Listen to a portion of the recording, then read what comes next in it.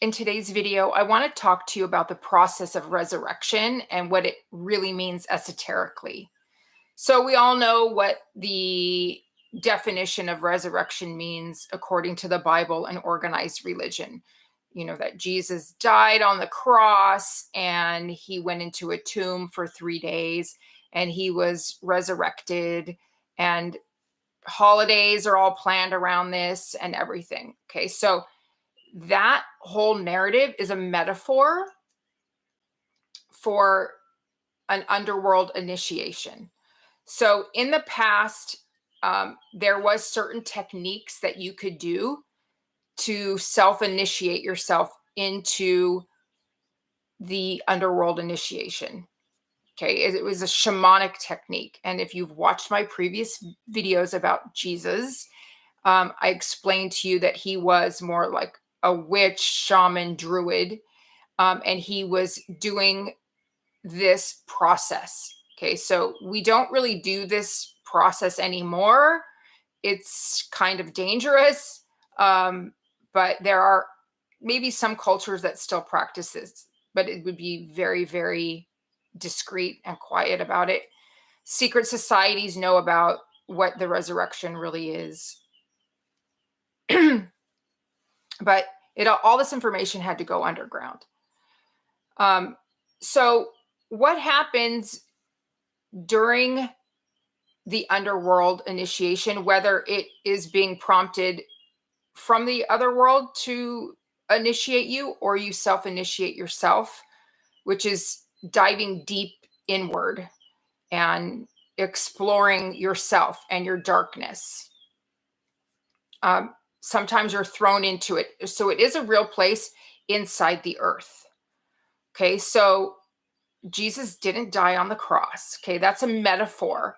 When you do the underworld initiation, you are sacrificing yourself to yourself. You're sacrificing your ego, your belief systems, trauma, and all that. This is the same story of like Odin hanging upside down from the tree. He was sacrificing himself to himself. Okay, so, and it even says in the Bible, they give you clues, right? But the religions aren't going to let you know what these really mean. And it does talk about Jesus descending into the lower parts of the earth after his death. Okay, so this is him going into the underworld. This is him going inside the earth. This is him confronting all of what we confront when we go into the underworld. So when you do this process, you dive deep, you go inside the earth. Not everyone has recollection of doing this. I go there in my astral body, and you confront your demons, false belief systems, predatory animals, and they're very challenging and you overcome them. Okay, and this takes it took me years to go through this process. In the past, because there were certain techniques, they put you very close to death. You had like a near-death experience, which was my initiation into this. And then they knew how to bring you back. They had like antidotes for that. And that's what Mary Magdalene was. She was a priestess of initiating people into this underworld initiation. So, yes, you always go into like a tomb, a cave. You go do a sitting out vision quest, something like that. You separate yourself from the world. Okay, and you go through this process. And in the past, it was a 3-day process. We don't do those practices anymore, so it can take years to finish this process. Most people don't know what's happening to them, so it does take years. And then you make it through the underworld and you come back out again. Okay, you went through the death process while you were still alive. Okay, so when you are coming out, and they even use the word, when I was coming out, they use the word resurrection, and I was like, what? That seems so religious to me. But what happened is that you you went through the death process that you normally do when we physically die. We do it while we're alive. And then when you come back up, they call that's the resurrection process. Okay. So you're basically living in both worlds because you died consciously, spiritually, your ego died or whatever. And so they kind of see you as like the Walking Dead. You've already been through the process of death, but you're still alive. And you can now get wisdom. You can visit the other world. You can commune with ascended beings and things like that. So that's what the process that Jesus was going through. Okay. They were magical practitioners, and they knew, what the process was, how to bring you back. I mean, it's a dangerous process physically back then, but that's what all that was. It was an ancient technique of going into the underworld. And instead they call that he went into, they said he descended, to the bowels of the earth or inside the earth. Okay. So again, the underworld is a true place.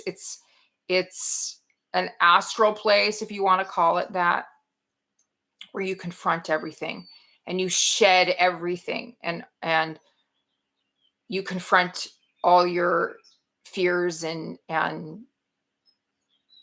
again, false belief systems and all that. So that's what he was doing. He was shedding, and this is the symbol of the snake, why it was very sacred to these people. And then when he came back out from his 3-day thing, that is when he was resurrected. Okay. That doesn't mean that he died and now he's, he died for your sins or all that. That's propaganda. Okay. It's impossible to die for somebody else's sins. They have to go through that themselves. They have to shed that themselves. So that's part of coming back out of the underworld. They call it resurrection. And you're a new being. Your whole mindset's different. How you relate to the world is different. How you're able to see the other world, and you have a foot in both worlds because you went through the death process while you were still alive. Okay, so there's a lot of propaganda and, holidays, and he's risen, and, Jesus was resurrected, and, he's a God or whatever. You can do the same process. It's just, it takes a lot of courage. It takes a lot of shedding your belief systems. It takes a lot of discipline. It's confronting your own shadows and all that. And again, I was initiated from the other world, and I went through a death process. It was a lot of shamans go through this, where they are initiated from the other world and they have no idea what's going on. But you can self-initiate. And whether you experience it astrally like I did, I don't think everybody does, but it will play out in your world. And it will come through dreams and things like that. But they told me the whole time, like towards the end, like what the process was after I went through it. So I went through it very innocently. I was scared and terrified because I didn't know of this process. It's very hidden, again, because of organized religion. And we don't grow up in cultures that can explain this process and what's happening to you. But yeah, so there was no, and I had an interaction with Jesus, and he explained, like, he did not die on the cross. And then the information eventually came later, what that whole thing meant of going in to the tomb and separating yourself, more like a cave.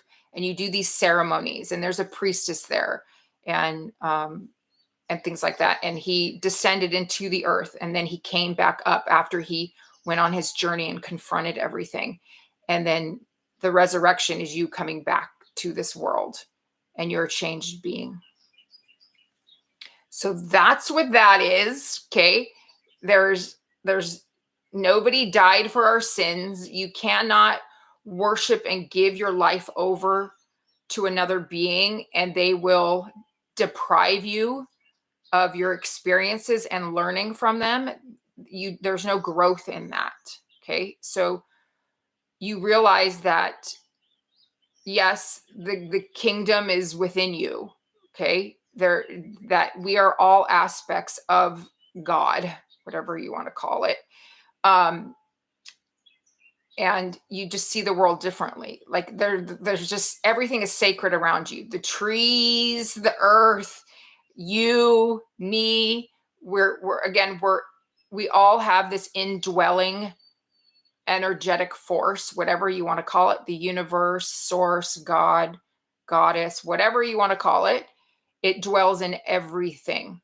Okay. So on this journey, we don't give our power away to other beings and give our life over to a deity thinking that they're going to save us. That's never going to happen. Okay. You can work with deities and ask for their assistance. And again, they like to help people that want to do this journey. They like to help people that want to help themselves. And so these old gods are the ones that we work with because they will help you. Okay. Not, again, they're not going to save you. There's no gaining of wisdom and growth and evolution if some deity just came in and saved you. Okay. You didn't work for it. You got no knowledge. You didn't go through any experiences.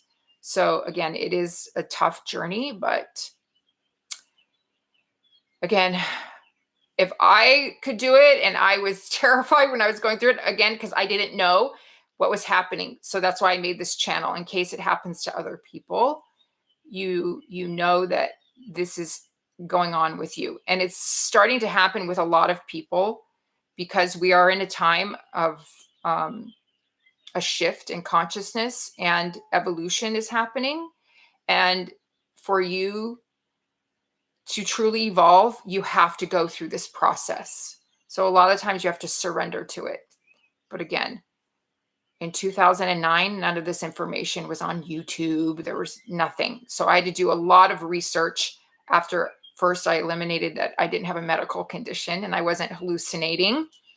I did this without taking any type of hallucinogenics, drugs, anything. This was all natural, I guess you want to say.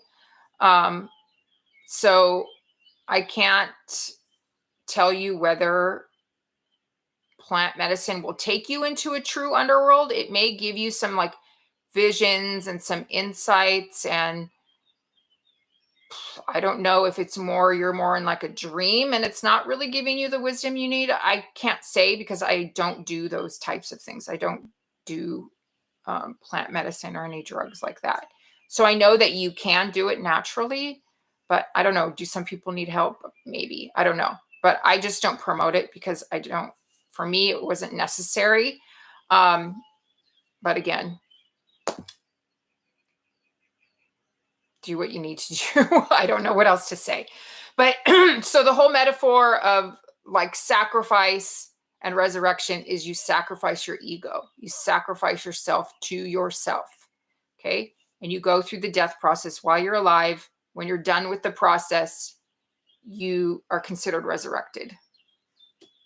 So it's all a metaphor in the Bible. Okay. All right. So that's it for today. And I will see you on the next one.